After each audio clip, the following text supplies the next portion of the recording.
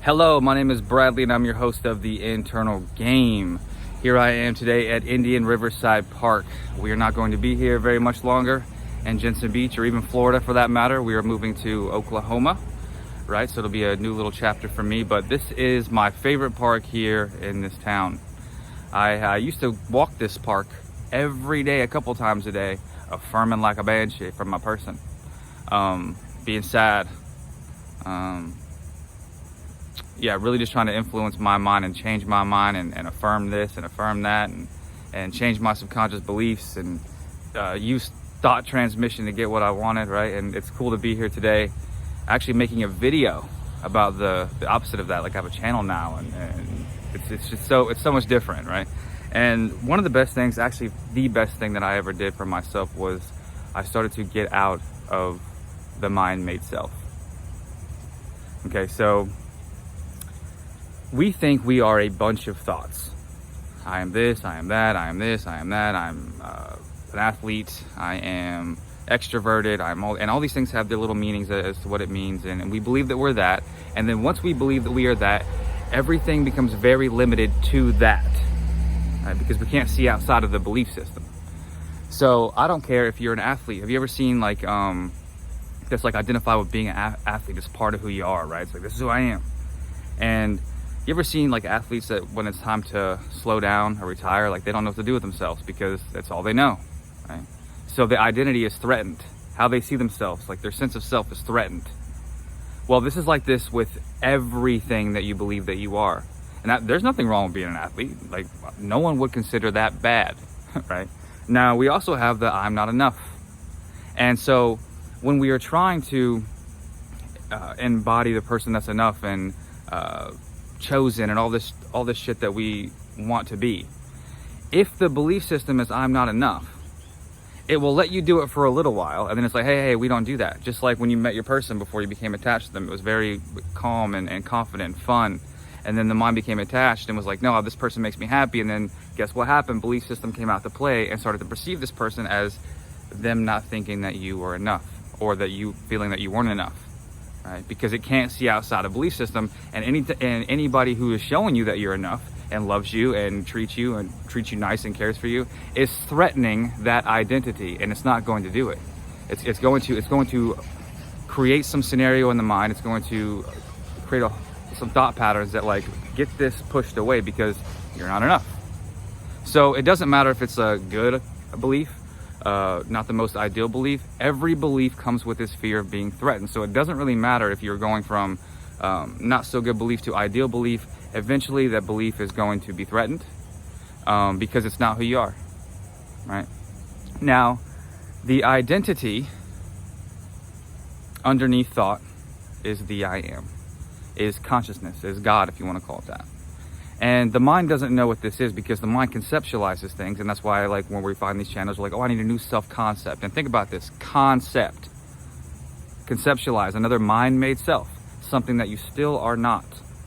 So it's going to come with this fear of being threatened. It's going to perceive everything very limited to this new belief system. And it's a very limited way of living. So we want to try to get out of the mind-made self. To feel, because it can't be conceptualized, to feel the identity underneath. Now, a mind that thinks it's God has zero idea what that means. Okay, this new way, this identity underneath thought can only be felt, can only be understood. It can't be explained. And you know that little saying, what's understood ain't gotta be explained, right? But getting out of thought can point you to where it is. Point you in the direction. Like, point you to truth. But it can't explain it for you. The mind can't do it. So,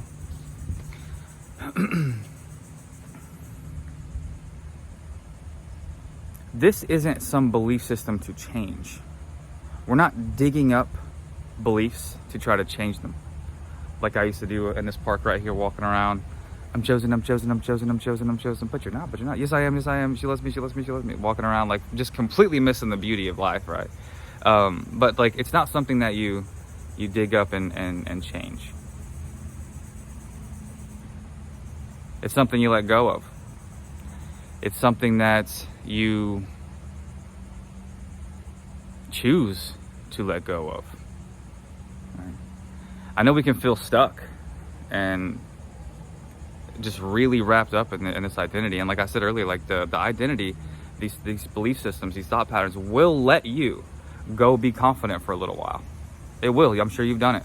I'm sure you've watched a video. I'm sure you've read something, whatever, and be like, yep, got this, going to ball out, right? And then it's like, nope.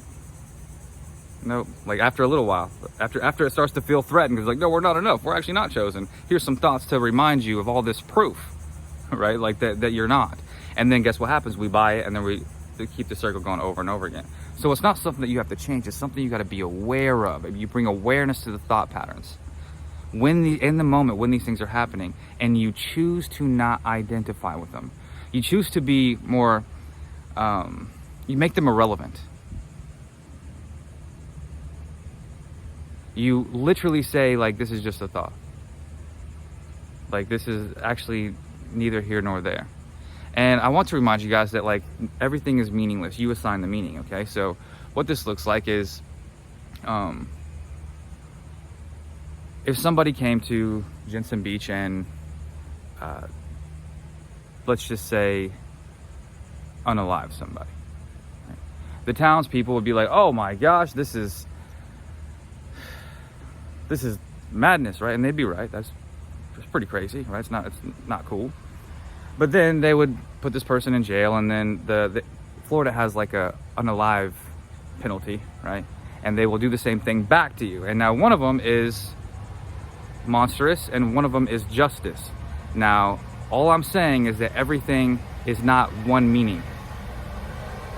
Same thing, two different meanings. Okay, I could go even darker than this, or I can go lighter than this, but nonetheless, everything is meaningless. If it's not a universal meaning, then it's meaningless. It's up to you to assign the meaning.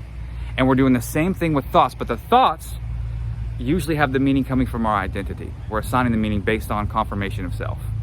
That's it, right? And we're using people to reaffirm how we see ourselves, and things. So if we are basically perception. So if we're getting these thoughts that come up in the moment that are like, no, this, we want to realize, hey, this isn't a universal truth. This isn't true for everybody. Is everybody not chosen? Is everybody abandoned? Is everybody rejected? No. So it's not a universal truth. So it's the meaning that you're assigning to something. It's never what's actually going on out there. It's the meaning that you're assigning to it. Okay? So we want to really recognize this with thought, with circumstance, that it's meaningless, and we're assigning the meaning. So like, we want to get out of all this meaning, because the meaning's coming from the identity. And if you stop watering the thoughts coming from these beliefs, then you don't have to look up anything. You don't have to search for the belief system that you have and try to affirm against it. And I'm sure you've tried that before, and it's not the most ideal, is it? And you don't have to get the right affirmation, the right visualization. No, you're not trying to get into a new concept. You're trying to recognize the illusion of them all. Because you're not thoughts. Thought is content. You are consciousness. Thought is content. You are consciousness. Thought is clouds. You are the sky. Okay? So when they come up, you make them irrelevant. If you have trigger, because of the thought, maybe you've bought into it, maybe you don't, because you have the stored emotion, and you're being more conscious because you're putting your attention in your body, like I talked about with the regulating your nervous system, and you are focusing on breath, and these things are coming up, and these thoughts are coming up. And the idea is to feel the emotion, not identify with thought or feeling. Feel the emotion without running from it. You're running from it. The emotion never got to complete its cycle, and it stayed stored in your body, and it has this like kind of underlying resonance in your field at all times.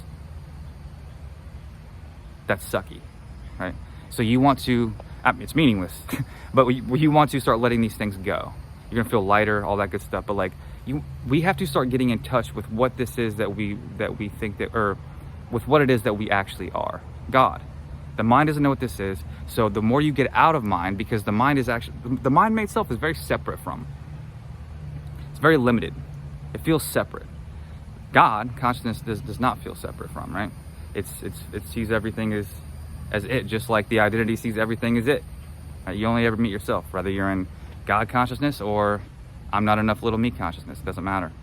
So when the thoughts come up, they are just thoughts. Be aware of them. Create some space between seeing them and being them.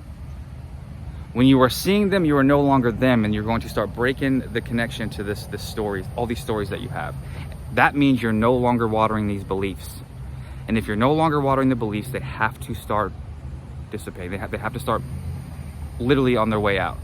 And sometimes you might feel a pull. Sometimes you might, all that good stuff, like overwhelming thoughts, emotions really coming up. But guess what? You're God. What's it matter, right? You want to still be aware. Don't take the bait, because taking the bait just reaffirms the identity, jumps right back into it. Feeling the emotion lets it feel like it's going to vibrate out. It's going to eventually dissipate out. It's going to keep releasing these emotions out of your body. It's going to get easier every time. This is how you get in touch with what it is you actually are. Consciousness underneath thought. What it is you are. You're not this body you're not these bodies of thoughts. Not even close.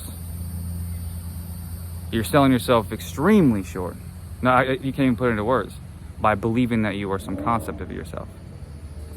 I do get it though. We find out about law of assumption. It's like change your self-concept. I've made videos on this. But I'm evolving in my journey and my own experience. And like, this is where it's at. This is what it is. This is truth. If it can be changed, it's not true. So a self-concept of yourself is not true. It's not the truth. You can experience things from a new self-concept. You will get the reflection of that, but it still comes with fear. It still comes with very limited perspective, tunnel vision of that identity, right? And still not connectedness, because it's still part of an egoic mind that does not feel connected. I don't care if it says it's connected because it intellectually understands it or not. So you want to, if you're about this game now, right? You want to start getting in touch with what it is that you actually are. And the mind can't do this. Only you can, because you are not the mind. So, it's not effort.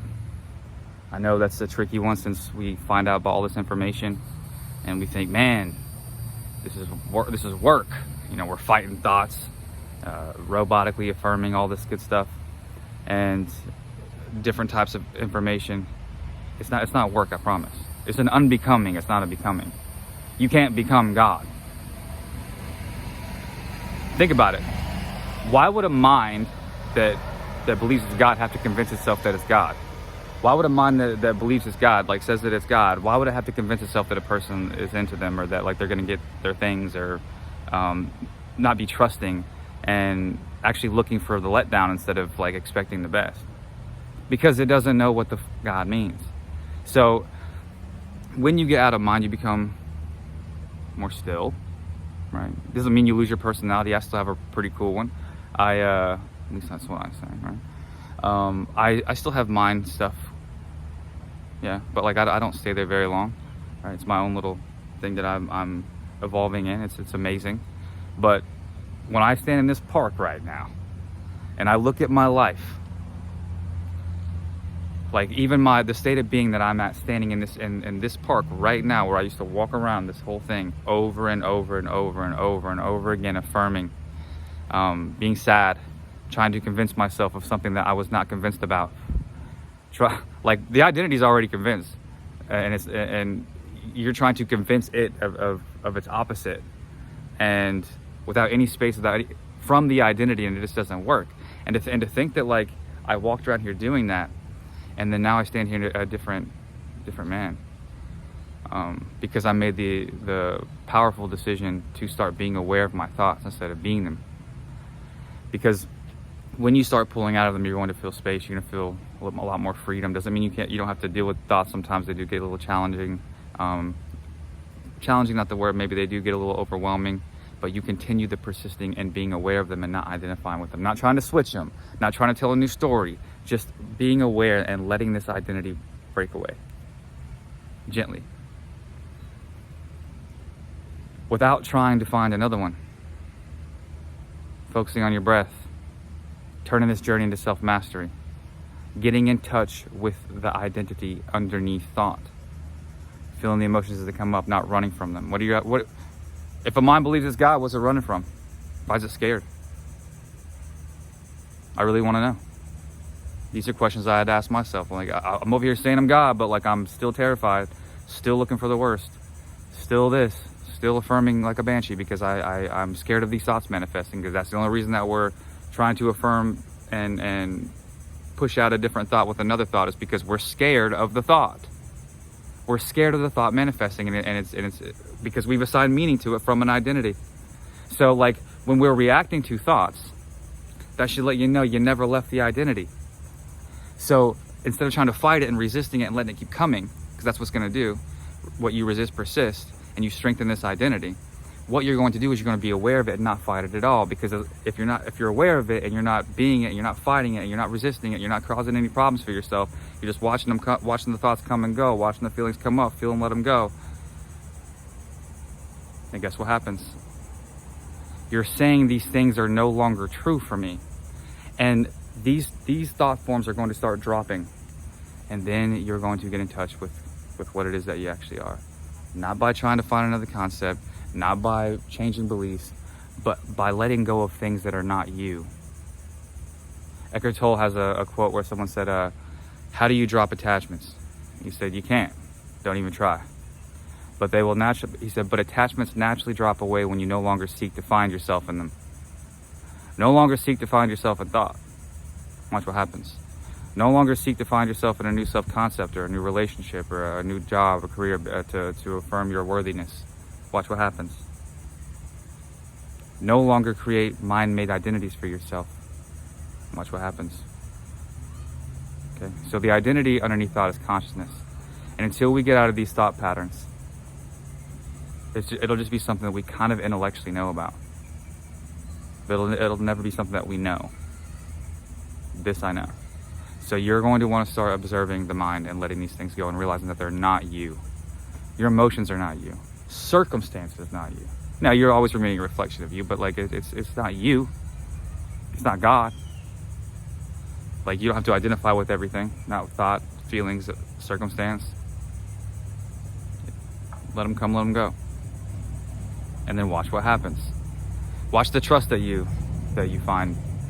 Watch the realizations that come to you just almost minutes after getting out of thought pattern and realizing, oh wow, I wasn't doing what I thought I was doing. I was actually stuck in all these things, just affirming the opposite because I was scared. And no wonder these things were happening, and I'm a people pleaser, and all these things, or I was being a people pleaser. Realizations happen fast when you're no longer stuck in the thought pattern and in the thought loops that keep reaffirming this little me. When you get out of it by not taking it seriously at all, you're going to get in touch with the identity beneath thought. Okay? Again, like last video, it's not for everybody right now. It's for people that are ready. People that are ready to done living in pain, basically.